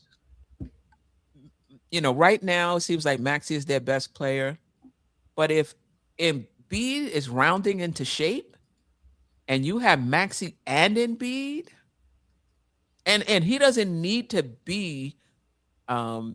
I don't think he needs to be Embiid of old, where he's carrying the team. If he's getting significant help from Edgecombe and Paul George, if he's healthy, and Maxey, who's taking the next step, in my opinion, I'm not saying that I believe the Knicks could beat them in a 7-game series, but I think that's a good team. I think you know that's a playoff team if they're healthy. 4-2, sis. 4-2. Okay.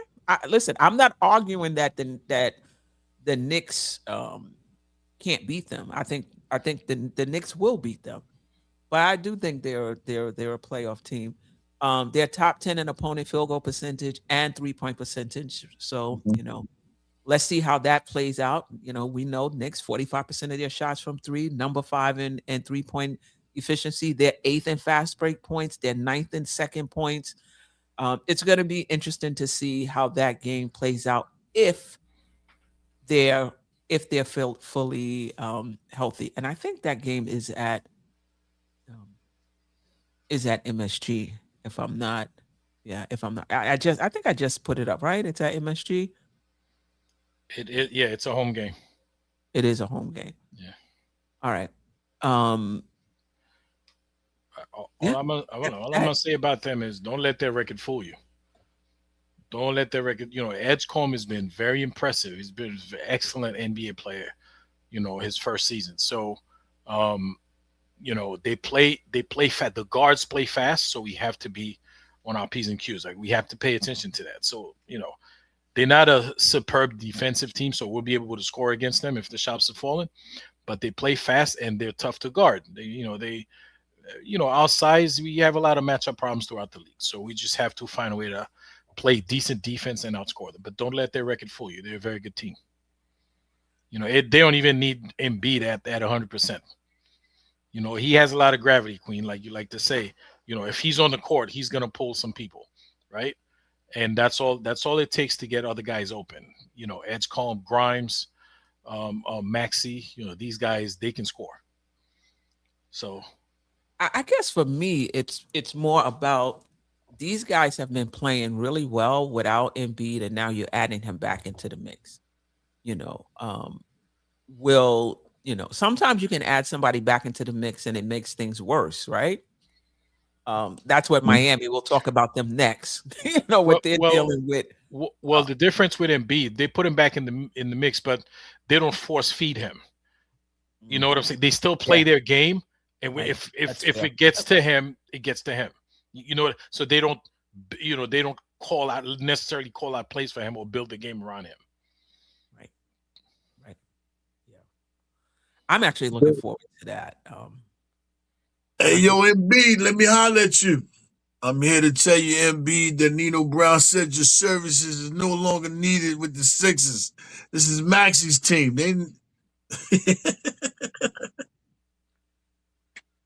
Basically, it is, and you know they made that shift, and it's not a bad shift. It's not a bad shift. Yeah, Maxey was the one that I was like, yo, Man, trade up and go get him, man. He right there. So, but we went and got his sidekick, but that story's never here nor there. So, but Yeah, for sure. Anything else on Philly? I'll get to the chat once we finish up on Miami, and then we'll just close it out. Anything else on them? Nope. All right. It seemed like we played Miami and Orlando. I know. 6 times apiece already. They're 14-11 in the Eastern Conference in 6th place, 5-5 of their last 10. They've lost their last 4 games. 10-3 at home, 4-8 on the road. We play them Sunday, 6 p.m. at Madison Square Garden. They haven't played since Tuesday when they lost to Orlando in the Cup. So their next game, I think, is Thursday. So they'll be well rested for whoever they play that night. They're number 5 in defensive rating. Oh, well, let me get to this first. All right. This is who they started the last game. Davion Mitchell, Tyler Hero, Norman Powell, Andrew Wiggins, Bam Adebayo. Rozier is out. Khalil Ware comes off the bench. Since November 4th, they've been a drop. There have been a drop in points per game, drop in offensive rating, drop in net rating. That has coincided with Tyler Hero being back in the lineup. And so there's, thoughts that maybe he's just not a fit for the way they're playing, really up-tempo, moving the ball, moving your body. Is he a fit in the new offense? Oh, I got Obi Toppin in there again. Shout out to Obi. I know you don't play for Miami, but shout out to you anyway. Thoughts on this matchup yet again? Can I just say something? Sure. Terry Rozier is out. That was a ha ha ha moment. No, right? That's a nice way to put it. Yeah, easy. Ooh-wee. Terry Rozier is out. Nah, that's a big fact. He all the way out. He outside. Catch him outside. Yo, listen, as long as Spoelstra's there and as long as Pat Riley is there, you got to just bring your hard hat, bring your lunch, and come ready to play grown man basketball. The records don't mean nothing.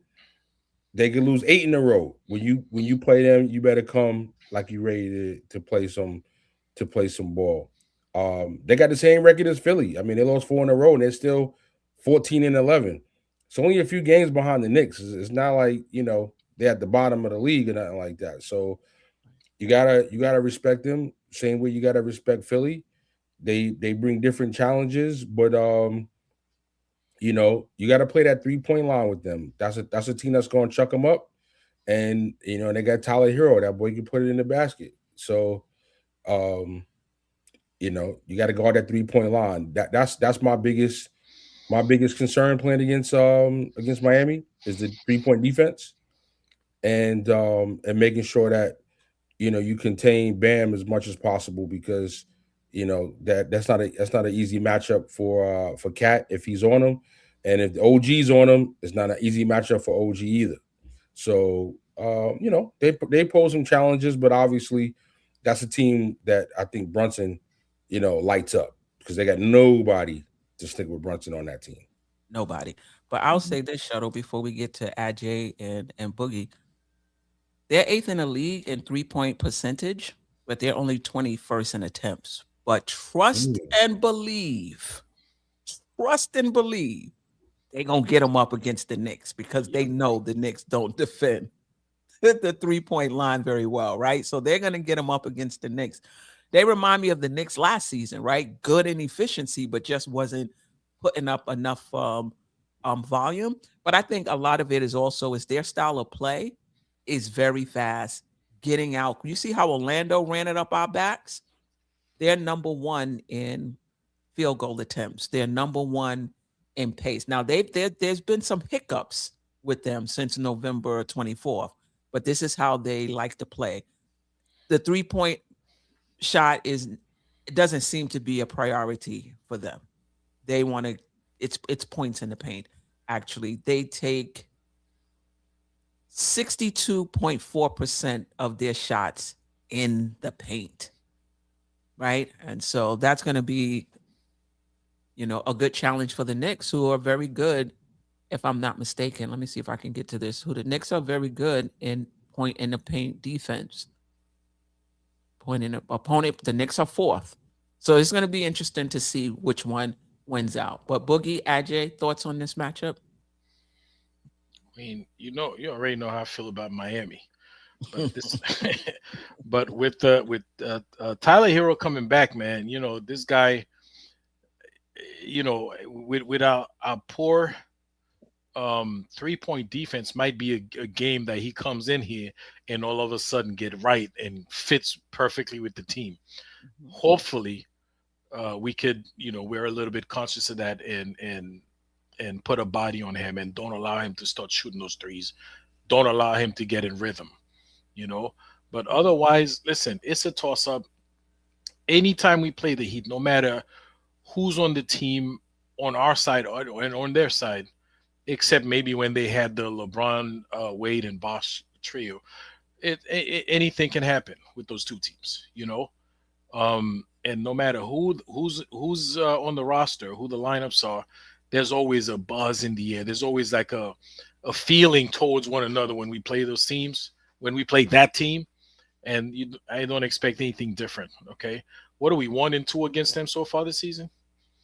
So, I'm looking to get even, and hopefully we win the cup, and that gives us a little even more momentum in the next few games, so we could keep on winning.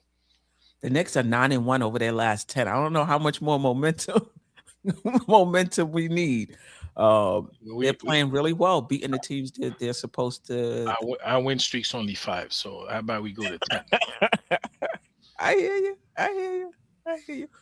Cold D, playing in Miami is always a test in staying healthy. I'm sure Ajay would agree absolutely, with that. Especially with Bam and his football picks, his tackles. They call him setting screen, but he tackles players and hold on to them. So, yeah, and they're not a good defensive team. They are number 5 in defense. They're not a good rebounding team. So it's going to be interesting to see if they'll be able to keep the Knicks off the ball. Interesting matchup. They play fast. The Knicks have to be on it as far as their transition defense as well. All right. Anything else before I get to the chat? All right. Paris Duggar, this just in. Those teams are shaking in their boots facing the Knicks. The Knicks are so steady. Brunson career high is 61 against Wemby and the Spurs. All right now. You heard it from Paris Duggar. Sherwin believes the 76ers can win the East. Okay. All right. Sherwin. I mean, listen. No, Queen. Whoa. You're talking about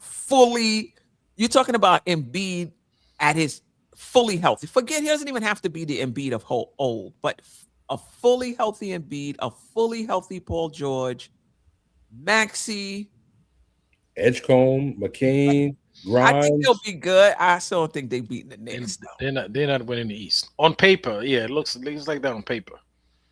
But hey, listen, anybody get hot at the right time. I mean, do we see Indiana going to the finals a couple years ago? Nah, that was completely unexpected. Yeah. Size 9 said the Magic going to be the best team. Oh, wait, hold up, Snoop. Yo, we got something. Yo, you got anti Knicks fans creeping in your chat, Steph. What you got going on? No. It's not like the Knicks aren't a good team, and we said, no, how you gonna say they're gonna beat the Knicks are a really good team. The Magic. I know size 9 look like he's not a Knicks fan, but he says he is. Sure. Oh, okay. He says he is. I don't know. Lee Escobedo, I'm still laughing at Geoff for that 76ers take. Yeah, yeah. If I'm not mistaken, Lee, he did throw in the caveat if healthy, right? I'm pretty sure he did. Anyway. 3DY NBA Fox about to have a master class on Brunson. No, well, first of all, they're not going to be playing each other. Number one. And number two, Brunson Fox better hope he doesn't have to guard Brunson. And I hear what you're saying, and vice versa. Those guys won't be guarding each other. Okay. To leave it all on the floor game. Let's win that cup. True indeed. Wiz BKLA. This will be a great challenge because of Wemby, Castle, Fox, Vassell, and Harper, where Fox is the most experienced and probably fastest, is also the shortest at 6'3"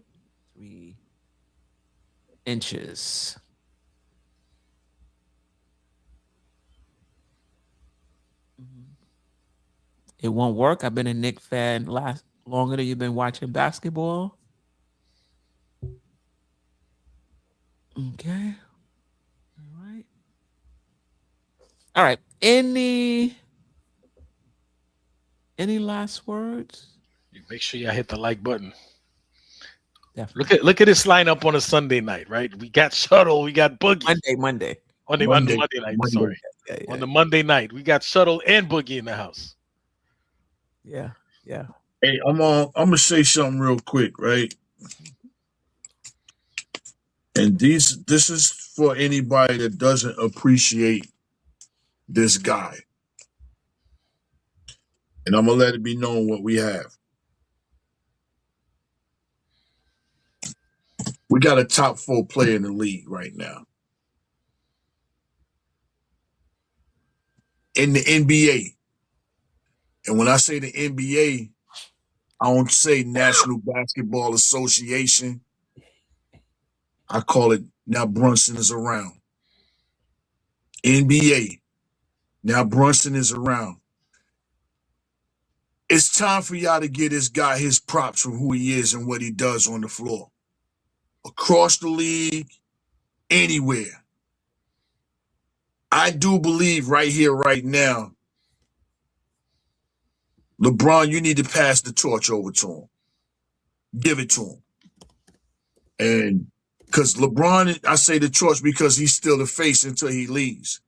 LeBron has the torch was passed over to him. One thing about this league, they're not going to pass it over. We know we got Luka. We know we got the Joker. We know we got Giannis is hurt. And now we know, and Wemby's just coming back. For real, and we got SG. The top ball players, they really pretty much put them in that order. Well, Wemby is not there, but those 5 guys really, they look at that far as the top. Got from OKC, the Joker, Luka, but Giannis is hurt.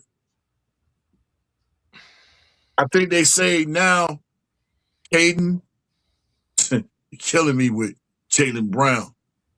But what else more does this guy got to do to show y'all like, yo, I'm a killer. And that's what he is. He is a killer. This guy can win a series for you. I think right now he's on his MVP run. Since he came back from that ankle injury, he been tearing it down. Anybody in front of him, he's destroying them. And he carrying the squad with him. I just want Brunson to be able to get, his props throughout the league. Talk about this guy like he's supposed to be talked about. You watching, you viewing, you seeing the game, you see what he doing. When Wade is on the sideline and he tell you, I never seen somebody that, I normally see guys that go by you and keep going. This guy doesn't go by you. He walks beside you and still slows down. And his footwork is crazy. I've been said 2 years ago, his footwork is the Barry Sanders of the NBA. The Barry Sanders of the NBA. Look at Barry Sanders' footwork when he was to get them handoffs, And then look at Brunson. He's a cream Elijah at point guard. So I just want us to be grateful in this guy's journey while we're proceeding to get this championship, NBA Finals. Not just here. It's not going to stop here. But this guy is on a mission. He's on our team. And the league is starting to get scared to death of him. But it's the quote unquote, the surrounding, the ones that, that talk about who this player is and that player, the MVPs and all that. Shout out to Mike Brown. Shout out to Mike Brown. That's another big difference between him and Tom. Tom didn't talk about him as being an MVP. You constantly hear Mike Brown say, yeah, he's an MVP candidate. You daggone right. You daggone right. I love what this guy is doing, man. With us, man. With us, man. Jalen Brunson. Little Rick. A killer. An assassin. A destroyer. Point blank. Man can get a bucket any kind of way, any phase of the game. No, may you rest in peace, Mr. Kobe. And you know I got that song with you and Brunson too. May you rest in peace. But why do you think in that commercial she said, Kobe's daughter said to him, you got to be a killer to get these shoes. Are you a killer? Yeah. When she passed them shoes on to him, for him to really signature have them shoes now. That's the first Kobe signed basketball player for his shoe brand. They gave it to him for a reason. I gotta push back a little bit, Boogie. Now, just so we clear. Yeah. With all of the shambles at point guard for the past 10 years, I'm truly thankful. The team is truly blessed. And I'm not saying I want to trade Brunson for nobody. Just so before I say anything else, I want to put that out there. Right. However, before I put him in top 5, maybe I'm putting him between 5 to 10 in the NBA. And truth be told, the way Maxey and Donovan Mitchell play at guard in the East, if somebody said they were putting them two ahead of Brunson, even though you could argue Brunson, I couldn't be like, nah, you dragging it or you reaching by putting Maxey or Mitchell ahead of him. So you say Maxey and Donovan, and this is what I'm going to say. And I'm not saying that I'm putting them ahead.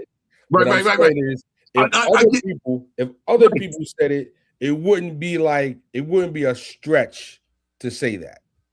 Okay, I'm gonna unstretch it for them. Talk about it.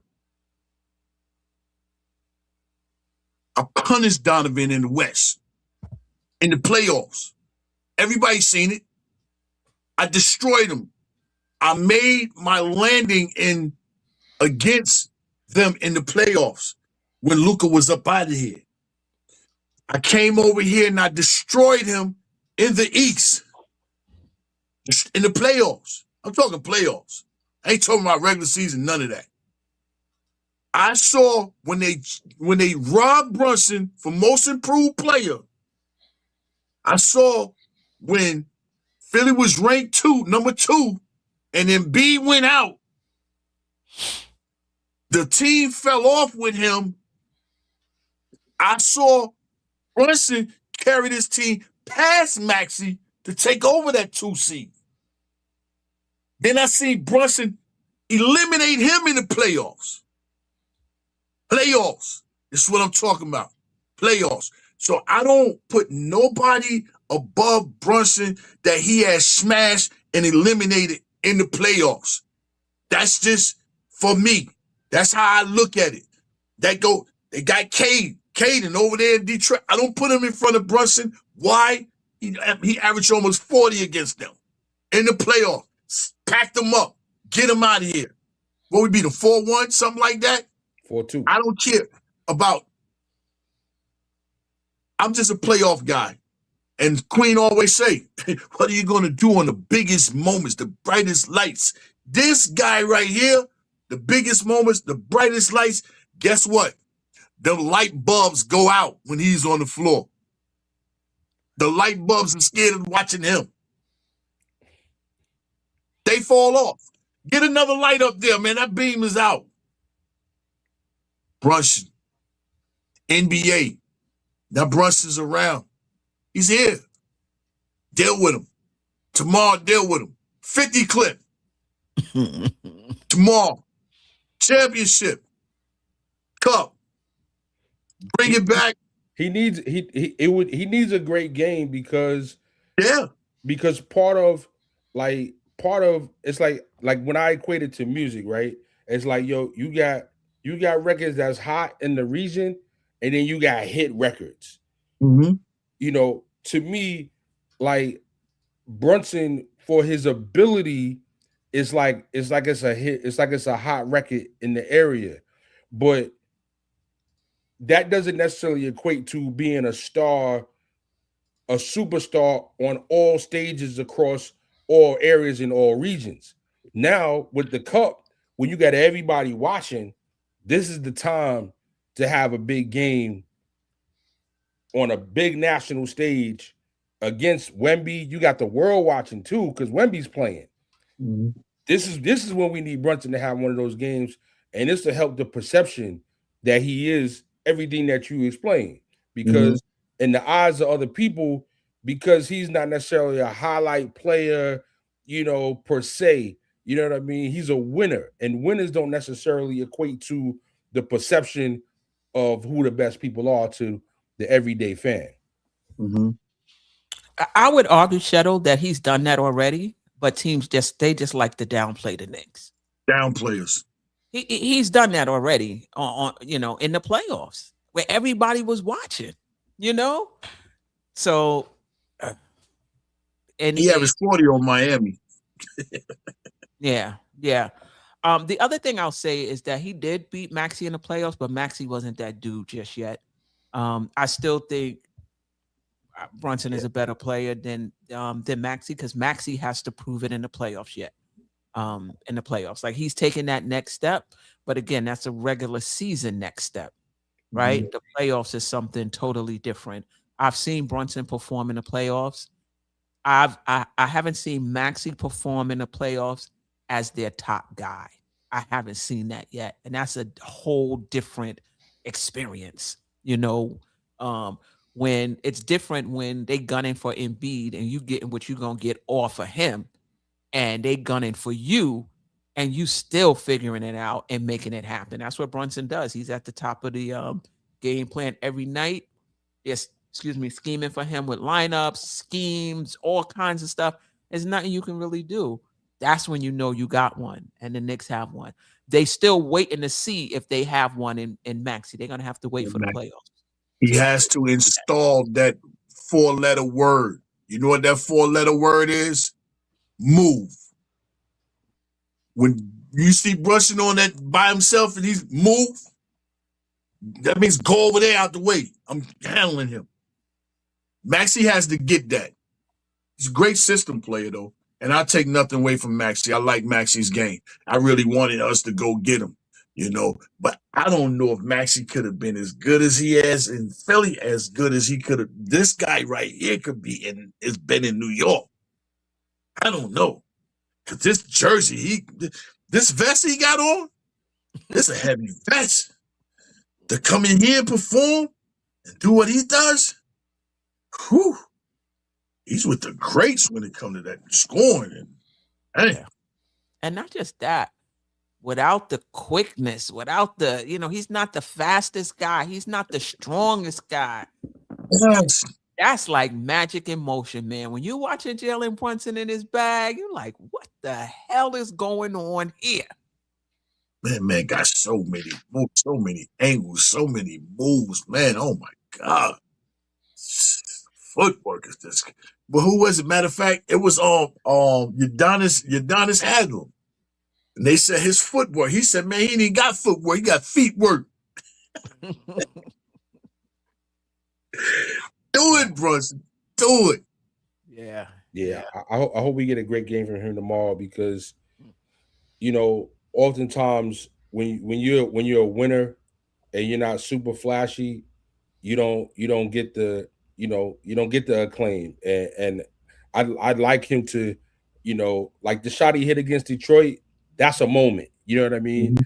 I'd love for him to have a moment like that tomorrow, whether it's a moment like that or just a ball out and hit the 40 ball or, you know, hit 7, 8 3-pointers, something that when you remember this game, when you remember the Knicks winning, there's something that he did that's going to be a storyline that you could talk about that, yo, remember that game Brunson did, dot, dot, dot, dot, dot. You know what I mean? And that's all I think that I think he still needs a little bit more of that, you know, on the resume for the general public, not for me to appreciate him personally. And that's, you know what, when you say the public, we should not get confused because we haven't won a championship since 1973 if we win this cup and don't accept it. We haven't won nothing. And this man, you know, as our leader, he's striving to bring this city something right now. And it starts here. You know, you got to learn how to become winners. And when you learn how to become winners, those trophies would amount there, they will add up. And it starts here. It starts with tomorrow. To bring this city something, to accomplish something, that means you're on your way. It's part of the journey, you know, instead of being like, oh man, we got eliminated last year. We got eliminated from the cup, you know, people was feeling bad. It's just something that we're deserving to win. And I want the Knicks to win it, you know what I'm saying, for themselves, for the organization, for the fan base, the city, because we all are deserving of some type of win of a something with the Knicks. And we haven't won something in a long time. A long time. Best record, nothing. And the season is so long, if you wait till the playoffs to get hype, and if it don't work out, you know, winning the chip, and you waited and waited, then it just kind of feels like so much pressure when the playoffs start. At least by having this, I feel like, all right, you know, it kind of builds up your playoff, you know, momentum, energy, and all as a franchise and as a player, but it also kind of maybe brings the fans down from not waiting all the way to the playoffs start. You got this long season, and you know, all right, finally, when's the players going to get here? When the players going to get here? So we got something we can appreciate in the meantime. AJ, For Brunson, any thoughts on anything? no, I mean, listen, Brunson's top 5 in my book. So he's had, you know, I watch every Knicks game, and then he's had a lot of moments that, for me, put him in the top 5 category. So, I mean, there's no argument there. He's had it on national TV. He's had it in the playoffs. He's had it, you know, I mean, time and time again. So, top 5 in my book. Yeah, and I think what's underrated when we talk about the greats of the game, it's a lot of focus on what they do and the talent they have, and not a lot of focus on when they do it. And you know, you may have you take somebody like Larry Bird, you can argue that his skill set, I don't know, because he was an underrated passer and rebound. I don't know if if he's the right example, but my point is, you may have guys that are more talented, but they're not giving you what you need in these high leverage games. They're not giving you what you need when the shots are bright. So for me, when you talk about the best players, to me, it's not about skill set. It's not about talent. It's about when are you getting it done? The greats get it done when it matters the most. And that's what I see from Brunson. Game man, he's a playoff riser. You know what I mean? Listen, for me, if you could just stay at the same level as the regular season, as the intensity ramps up, that's pretty good. But you're gonna take it to another level when the heat ramps up. That's something totally different. And I've seen Brunson and high leverage games, high leverage moments come through. To me, that's the mark of the great. Oh, this one is a better ball handler. This one is more athletic. This one is a better. Okay, all right, okay, that's skill set. That's talent. Okay, fine. I'm not arguing. When are you deploying that skill set? Like that's what I'm focusing on. And you know it when you see it. The great ones, the lights are never, ever too bright for them. And you see other players falling apart. Like, no, this player James was Harden, so James in the Harden, regular season, right? The playoffs, Chris Paul. Right. Come on, don't get me started on those two guys. We can go down the line. Even Paul George.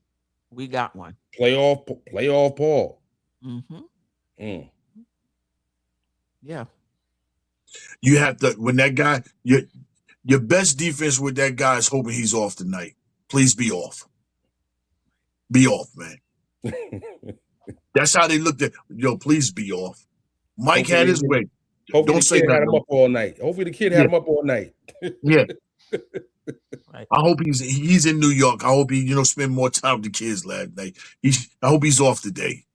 With Mike, they used to say to Mike, man, don't say nothing to Mike. Don't even say nothing. You say anything to him, you're gonna rile him up. You're gonna rile him up. You don't want to do that. We got one, but it takes a team to win a championship. You got to have that star. Don't get me wrong, but then you got to have that team around them, and they got to perform in the moment of truth. And I believe we have that player. I believe we have that team. I believe we have that coach. And now it's just a matter of performing in the moment of truth. And we're not going to know that until the playoffs come. So I'm ready for the playoffs now, but we can't skip steps. Yeah, ways to go. Can't skip. I said 0 to 50. What about 1 to 49? You got to count them numbers. They count. 1 to 9.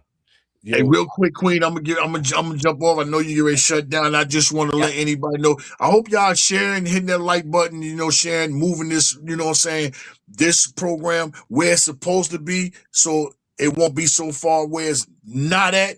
Get it there. Hit that like button, share, subscribe this channel, and make sure Queen is where she's supposed to be at. And on another note, just want to let everybody know the Knicks traffic is on any and every platform. I just did a note, dropped the joint with me and my guy, my brother Papa Left. It's on any and every platform. I don't care where you go. It's the Knicks traffic. You know what I'm saying? So the anthem, please go. Just love that, support that, do what that does. And I'm not finished yet. And get ready to come outside. I've been hibernating. And right now is the perfect time for me to come outside. Dropped that the other day, man. It's on all platforms. The Knicks traffic. Yeah, be in New York real soon to shoot that video too. Make sure you send it over. You heard? Appreciate you. Thank you for stopping by, my brother. Always a pleasure. You're welcome anytime. Yes, Queen. Yes, shout out to you, Queen. Keep doing. Y'all know, me and you, we conversate with one another, outside the screen. Your pilot, man, keep doing what you're doing, man. Ain't nobody flying the plane like, my man, Adji, man. Your shuttle, man.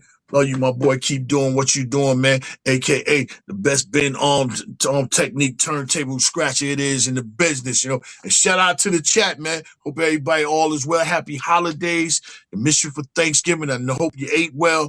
Holiday Christmases is coming in here, you know what I'm saying? And this is another year for us to leave. I'm not one of the ones that's be anxious to see another year. I want to see another year, but I have to get through a year. So shout out to anybody going through anything. We don't pray that you go through it. We pray that you get through it. Salute, salute, salute. 3 capital S's. Peace, y'all. Let's go get this cup. Not a cup of coffee, not a cup of water, not a cup of tea. Towns jumped out the window to go get that cup, man. Go get it, Towns. So Jay Boogie, send the joint over. I just put my email in the chat, private chat, private chat, not in the main chat. Send that over. We having the DJ Shuttle Knicks Clippers birthday celebration watch party January 7th. Yep. All right, we're gonna be at Ben's Crab Valley Stream with my guy Hollywood Chuck, and I'm inviting you to come out. And Queen's gonna be there. Ajay said He's gonna stop everything. He's gonna pull up. So I'm hoping we can get all my Knicks family to, to pull up, celebrate the Born Day with me, and watch us spank the Clippers. Facts. I got to get that slide up. January 7th, Ben's Crab, Shuttle's birthday, Knicks watch party. I'll create a slide and we on about 3-4 times a week, so be able to show it. In terms of Boogie's point, supporting the show, I want to stream to Facebook. Now Facebook has it. You have to have a certain amount of followers in order to stream to Facebook. So I put the link in the chat. If you could just click on that link and subscribe to the channel. I also put the QR code on the screen above Ajay. So if you want to, you can use the QR code. The other way. I got it. Shut up. Get ready to do that. I see it this way though. Queen, I see it this way. Oh, you see it that way. Yeah, I see it this way. Okay. Yeah, just subscribe to the Facebook channel so we can start streaming to Facebook. We only need like 15 more people so that we can stream 14. I just subscribed. All right. I appreciate it. Boogie, DJ Shuttle, Ajay. Listen, there's no channel without the panel. We changed our name to DopeSoulSports Collective just to highlight that we are a collective, right? It's the panel, it's the chat, it's the guys who come through to support the channel, like you and Shuttle, Lee, the Man Cave who was in here today, 2 Knicks chicks, Delusional. That's what makes this channel. That's what makes this channel grow. You guys are always welcome. The weekly show will be Wednesday because Thursday we play. Oh, that's tomorrow. So tomorrow I'll be on lunchtime for the recap by myself. Jeff is on vacation. Y'all know I'm gonna hold it down. And then Wednesday night. No. Tomorrow's Tuesday. Tomorrow's Tuesday. Oh, right. Tomorrow's the club game. Wednesday I'll be on at lunchtime for the game recap and reaction show, and Wednesday night will be the weekly show because we play Thursday. All right, fam. I appreciate everybody in the chat. Jason Benjamin, appreciate the super chat. Sister, you one of a kind. Yes. Sister, it's time you That's shine. Don't so.